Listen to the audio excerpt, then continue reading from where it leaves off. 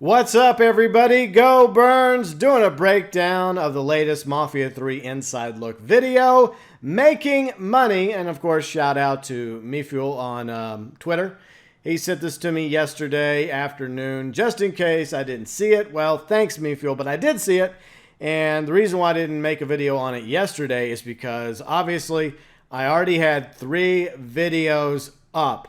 Yesterday morning, we had Chapter 7 of Mafia 2. By the way, Chapter 8 is already up for your viewing pleasure. Mafia 3, New Bordeaux Tribune, more infighting in River Row. And, of course, the new mobile game that's coming out on October 7th as well. An RPG called Mafia 3 Rivals, which will be available on iOS and Android smartphones.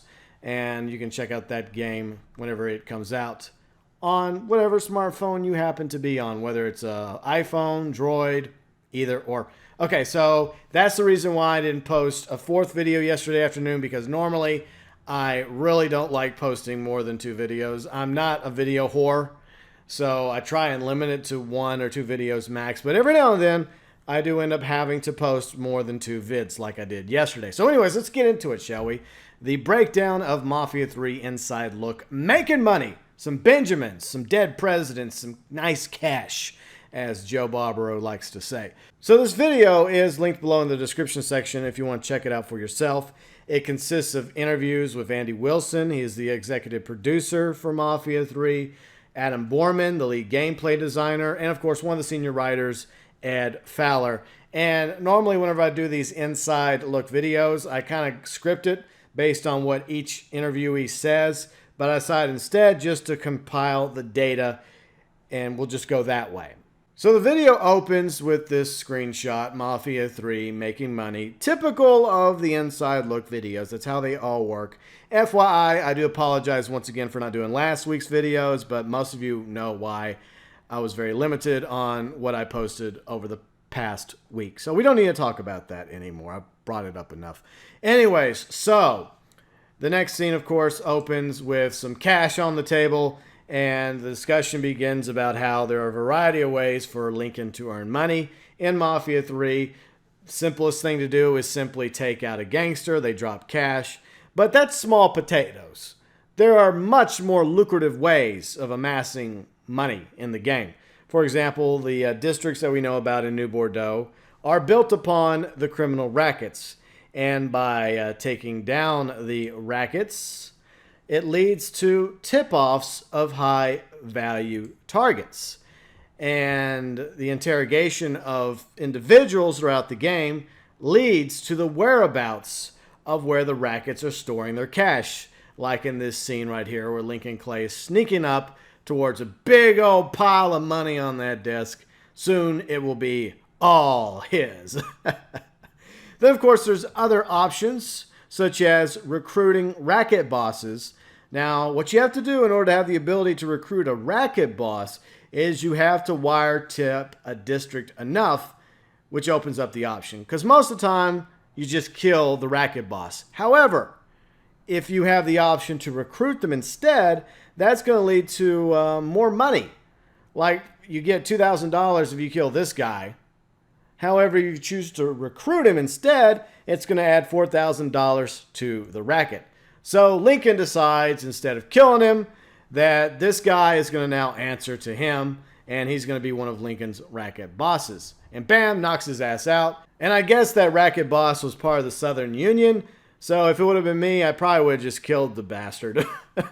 Some of them I'll keep around, some of them I'm going to make sleep with the fishes. Now, the question you're probably wondering, well, what do I need cash for in Mafia 3? Well, a lot of things, actually. For one thing, you're going to have to be able to upgrade Lincoln's fleet of cars. You're going to need access to different types of weapons, supplies, explosives. So you can get that through the van that you can call up. And obviously, from the van, you can view items such as firearms and weapons upgrades, along with ammo, along with the explosives, and, of course, vehicle modifications for the fleet of rides that are at Lincoln Clay's disposal. So some of the items that you're able to upgrade include the body kit upgrade, as well as drivetrain upgrades and the suspension upgrade. So you're going to be able to really upgrade your rides and make them perform even better than the base version of the vehicles that you end up getting in Mafia 3. FYI, just in case you're wondering, unlike Mafia 2, you won't be able to, grab all the vehicles off the street and store them and upgrade them. But there will be some vehicles that you'll have access to that you'll be able to unlock. I don't know how that works, but there are going to be a fleet of cars that Lincoln Clay will eventually have at his disposal throughout the game. Not just his badass muscle car. All right, so another thing they discussed in this video was storing money. Now, whenever you bust a racket, whenever you take some cash off a gangster, that money goes into your wallet. However, the problem is if you were to, for example, get killed, well, the problem here is a significant chunk of the cash in your wallet goes bye-bye. It disappears. So one of the ways that you can ensure that that cash in your wallet is going to get properly stored is by calling up your consigliere, which I believe is going to be available through Vito because each underboss is color-coded. For example, blue indicates Vito, green indicates Burke, because he's Irish, and Cassandra is purple. So the blue icons are obviously for Vito. So you call up your consigliere, they pull up, and then you give them your money. They get a kickback. I guess it's a percentage of how much money you happen to have in your wallet at the time.